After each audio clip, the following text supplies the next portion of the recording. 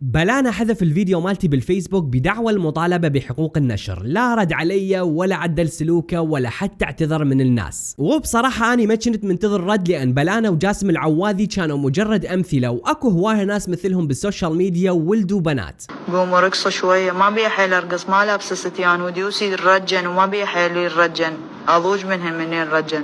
إذا تحسبون حذف الفيديو راح يخليني أوقف وأسكت، فحضراتكم غلطانين. أنا مستمر بالعمل على إنهاء مهزلتكم هاي واستغلالكم للأطفال، والحل بإذن الله قريب. وهذا الحل يا عزيزي المشاهد جاي أشتغل عليه وبالتعاون مع عدة جهات، والأمور طيبة كلش، وما راح أقدر أنطيكم تفاصيل أكثر إلا بعد ما نرتب شوية أمور. أما هاي الحلقة يا صديقي فهي عبارة عن أبديت أو تحديث للحلقة السابقة فقط لا غير، ولا حد يعتبر هذا الكلام هو رد على بلانا، لأن الرد راح يكون مختلف ومفاجئ للجميع. فإيه اعتبروها أبديت بسيط وحلقة خفيفة مو أكثر، لأن الأسبوع الفات كنت شغال على موضوعهم وما لحقت أسوي حلقة تليق بيكم. اللي جاي أحكيه هسه مو دراما يوتيوبية، ولا أريد أصرف وقتي وجهدي على هذا الأسلوب، إنما اللي ببالي هي حلول على أرض الواقع، وراح نحاول نغير هواي أمور. وبالنهاية أريد أقول لبلانا واللي يشبه بلانا، ترى أنتم جاي تسيئون لنفسكم قبل لا تسيئون لأحد، واللي جاي تسووه ترى لو بأي دولة ثانية مستقرة سياسيا كانت حاكمتوا وانمنعتوا من الظهور على أي برنامج أو أي منصة. صحيح وضعنا بالعراق مو مستقر سياسيا، لكن هذا الشيء ما يخليني أكتفي بالكلام، إنما مثل ما قلت أكو حلول واقعية وجذرية. فانتظروني بالأيام الجاية، وإن شاء الله أكو أخبار راح تفرحكم. وبس هذا كل اللي عندي.